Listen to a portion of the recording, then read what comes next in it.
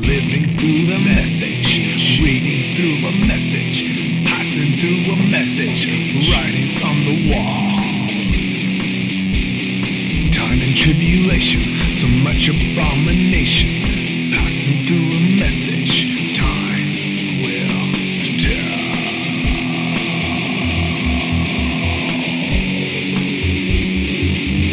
Welcome back to Kung Fu Maintenance. Today I wanted to show you a little bit about installing signs or hanging up signs and a little bit about the different factors involved. But first I wanted to rant a little bit about this particular sign here. California is requiring these, and you may actually have seen them, signs on any pool gate entering into a public pool, and it's saying persons having currently active diarrhea or who have had active diarrhea within the previous 14 days shall not be allowed to enter the pool water.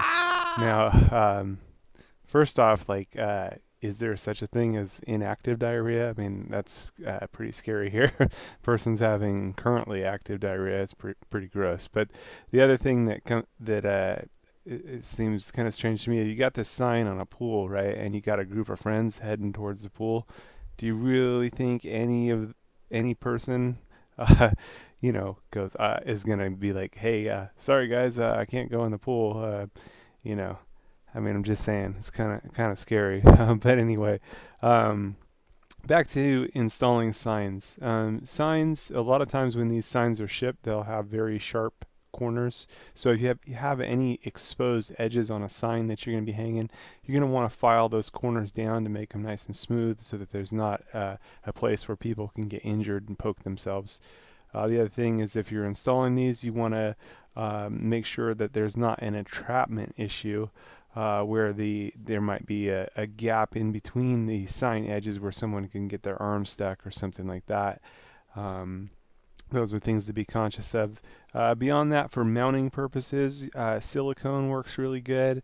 You can use double-sided sticky tape. Actually, I like using silicone a little bit better because the double-sided sticky tape will create a gap between the sign and whatever it's mounted to. Screws work good. If you're going into stucco, you might use screws and mollies. If you're using silicone and you have enough space to get to it, clamps work really good. As you can see here, this is a clamp I use to hold the sign down. Just protect it a little bit with something to protect the sign so the sign doesn't get scratched up. Again, the major points are having the corners rounded so that no sharp edges, and things being done safe. And it's also a good idea to use a level. It's one thing to do it by eye, but it's a nice thing to make sure that the sign is actually nice and level. So here's my clamp, and I just like to use a rolled up piece of paper towel, like a seafold towel, and put that at the front, and that way I protect the sign itself as I clamp it on the bottom and the top or from the sides. Either way, but I like to use just a rolled up seafold towel to protect the sign itself. That way I don't damage it. And if I needed to protect the material I was clamping it to, you could put another seafold towel, fold it up, same deal. Just kind of first to no harm. That's kind of my motto. Is when you're doing anything, it's nice to protect what you're doing so that you get a good finish. It's one thing to get it done, but it's another thing to get it done without any damages. Thanks for watching Kung Fu Maintenance. Over and out.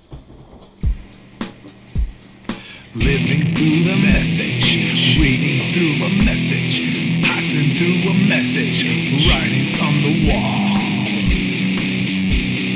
Time and tribulation, so much abomination,